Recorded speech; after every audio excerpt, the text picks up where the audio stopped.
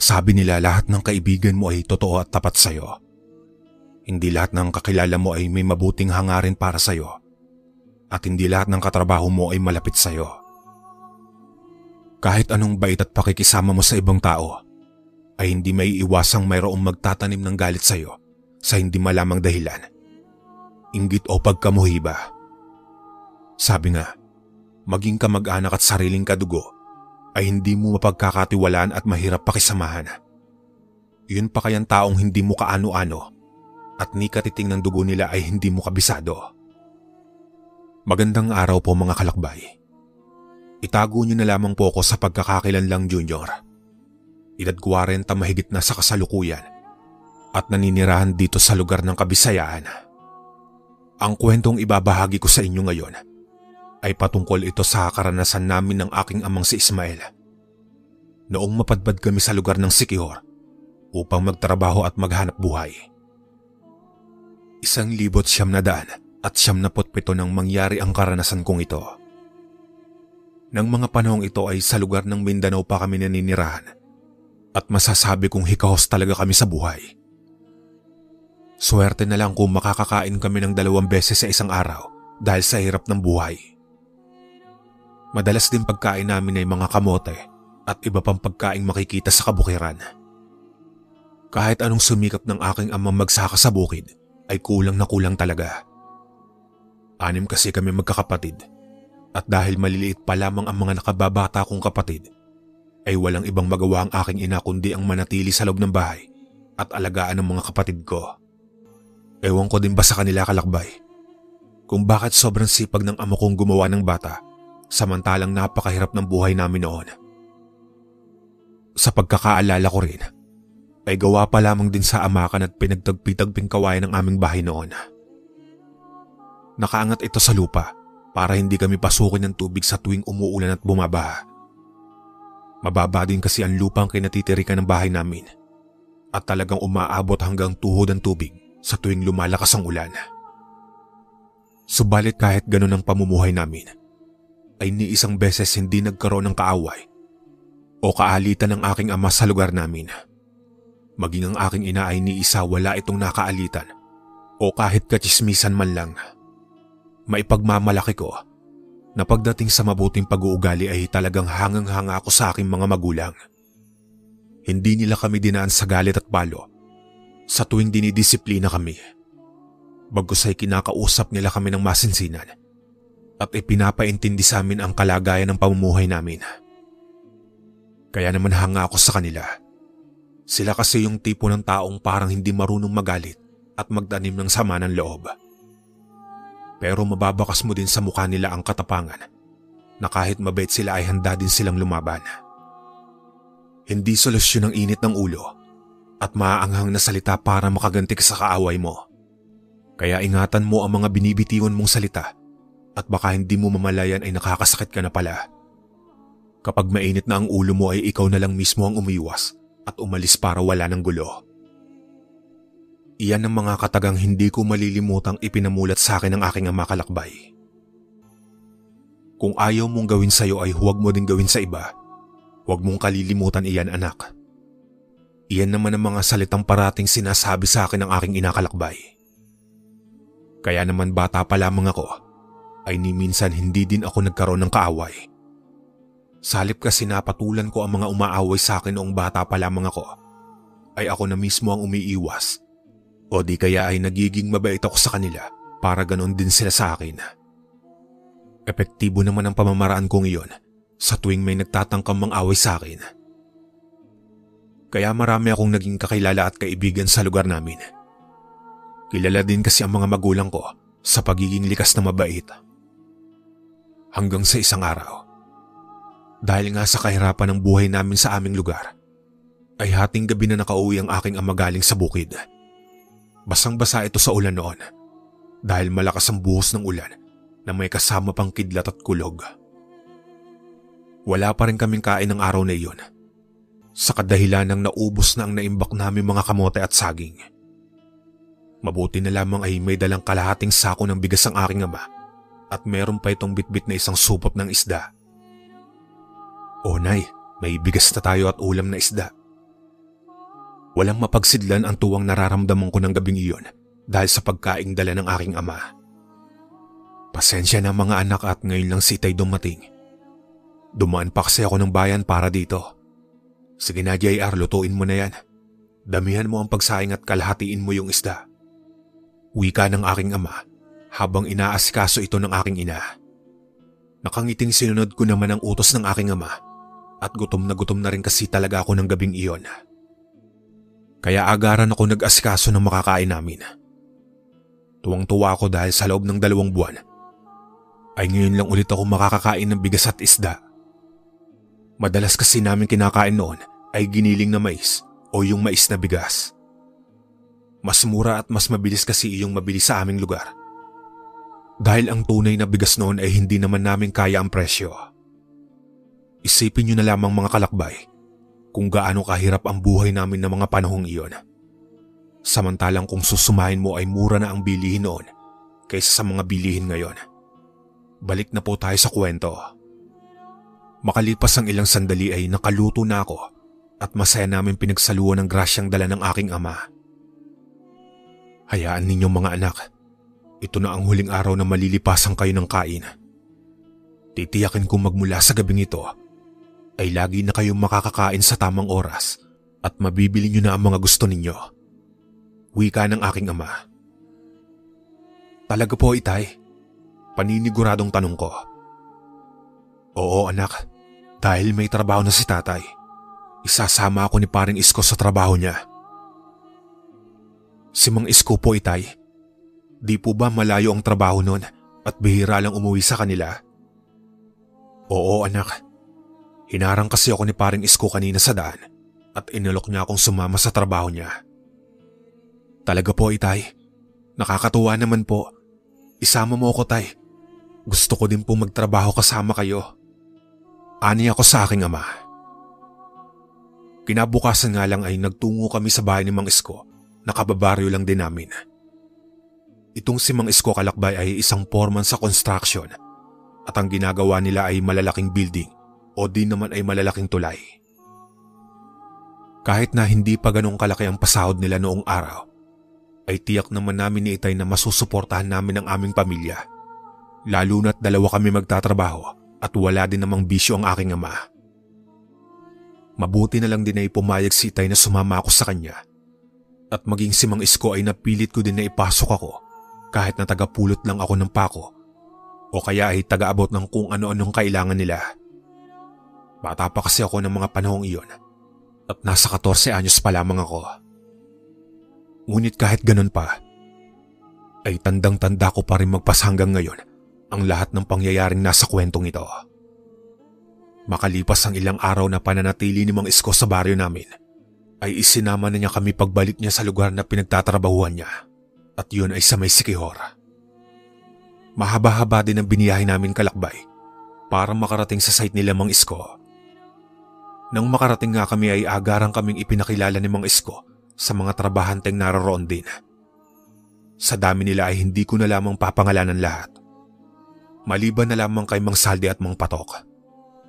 Itong si Mang Saldi ay may kaidaran na rin na sa tingin ko ay nasa 50. Siya kasi ang pinakaunang magiliw na tumanggap at masayang nakisalamuha sa amin ng aking ama. Ang iba kasi ay nakatuon sa trabaho nila ang atensyon at abala ang mga ito. Si Mang Patok naman kalakbay. Unang tingin ko pa lamang sa kanya ay masama na ang timpla nito sa amin, na parabang may galit siya sa aming mag-ama. Pakiwari ko rin ay wala siyang kasundo o kalapit sa mga iba pang trabahanteng naroroon. Matapos kaming ipakilala, ay sinabi ni Mang Isko sa amin ang baraks na tutuluyan namin ng aking ama habang nagtatrabaho kami roon. Katabi lang nito ang baraks na tinutuluyan ni Mang Saldi. Mang Saldi, bakit po kaya ang sama ng tingin sa amin ng isang mama? Tanong ko dito. Si Patok ba? Naku, huwag niyo nang pansinin iyon. At umpisa pa lang ay gano'n na talaga ang itsura nun. Parang may galit sa mundo. Natatawang tugon ni Mang Saldi sa amin. Huwag ka ng maraming tanong anak. Magpahinga ka na. Saway sa akin ang aking ama.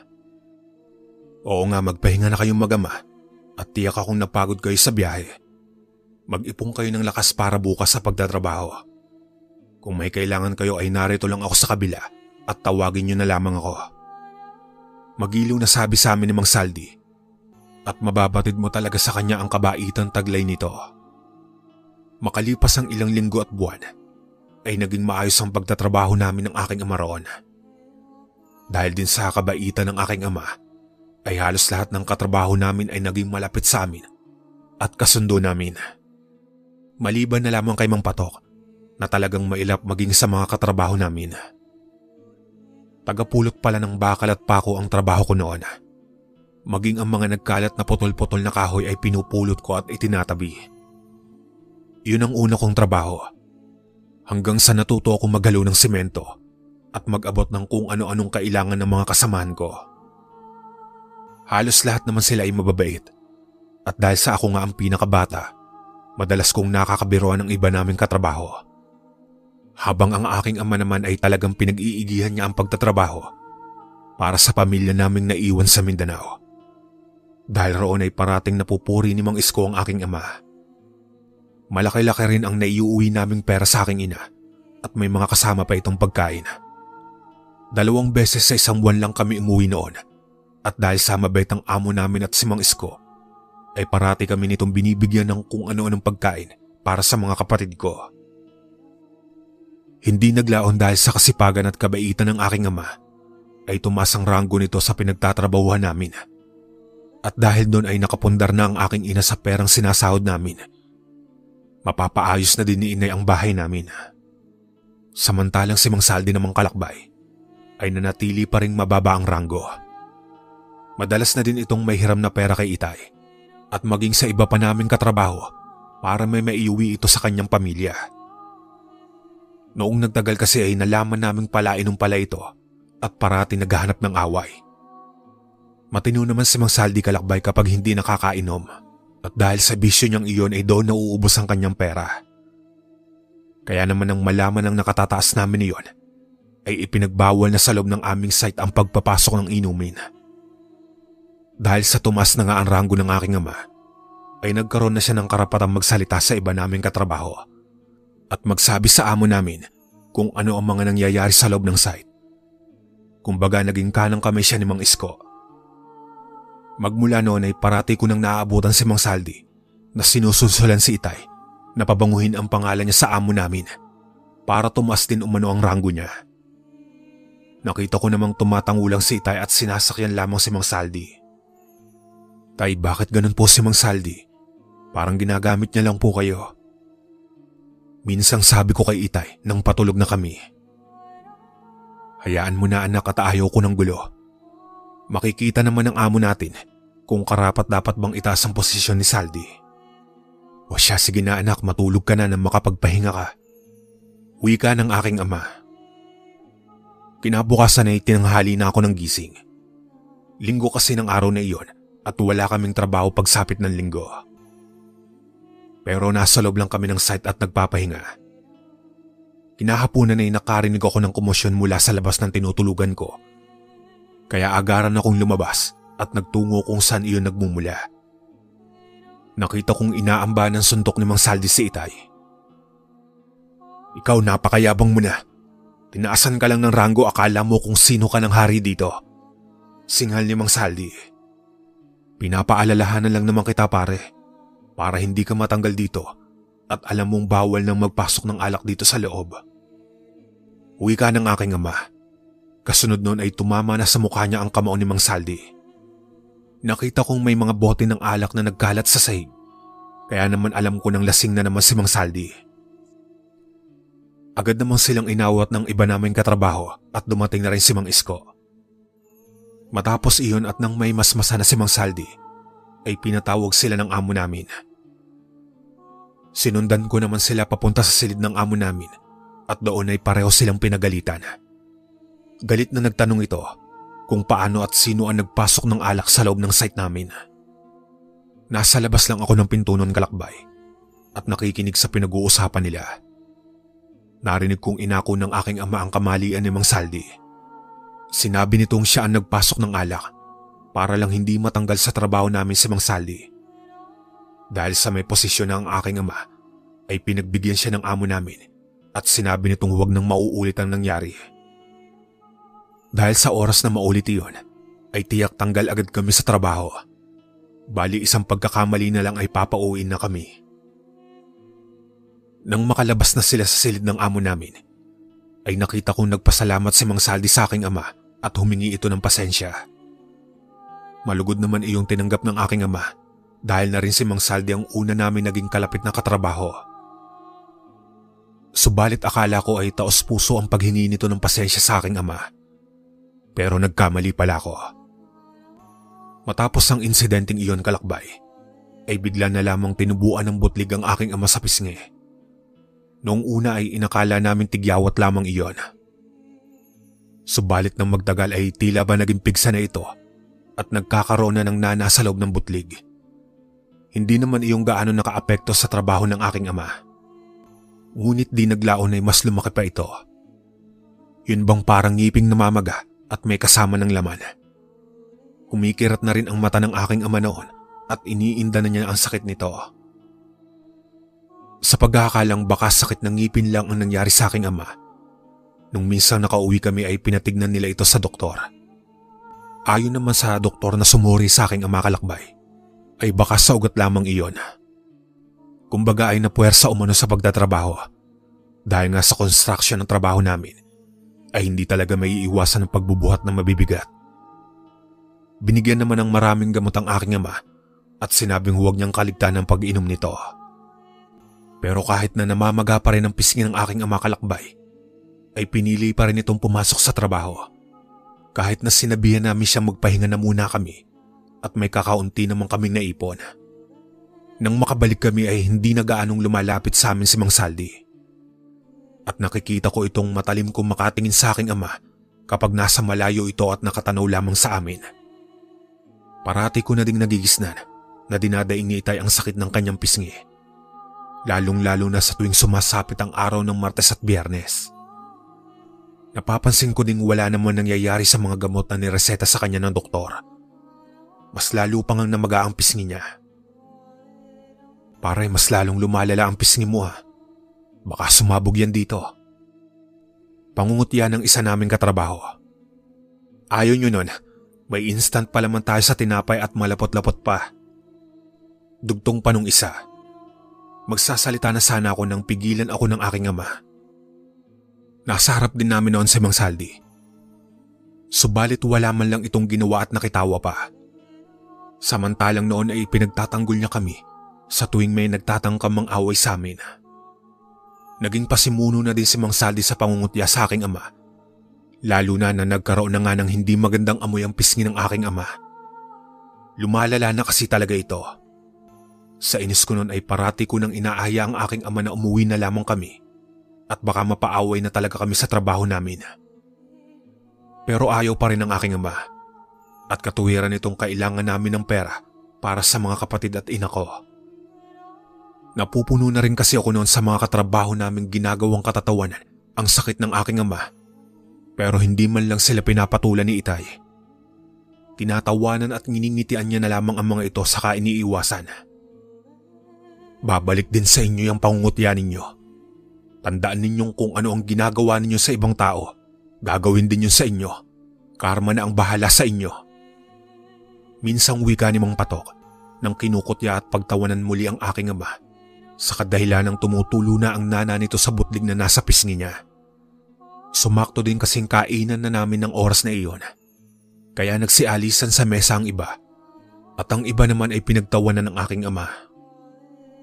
Nako pre, ayos lang yan. Hayaan mo na lamang sila. Wika ng aking ama kay Mang Patok.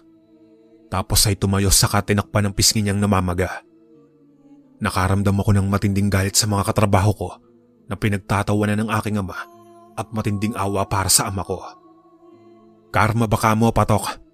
Sino ba itong kinakarma ngayon dahil sa kayabangan at pagiging mataas ang tingin sa sarili? Natatawang wika ni Mang Saldi sabay subo ng pagkain niya. Nakita kong napangiti lamang ang aking ama at tuluyan na itong pumasok sa tinutulugan namin.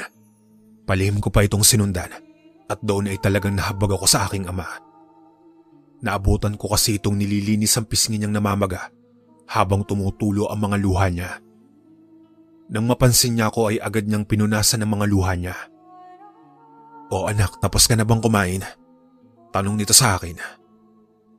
"Opo, itay," tugon ko dito. "Dalhin mo na lang ang pagkain ko dito at dito ko na itutuloy ang pagkain ko. Saka tulungan mo na lang silang magligpit doon." Utos sa akin ng aking ama Kalakbay.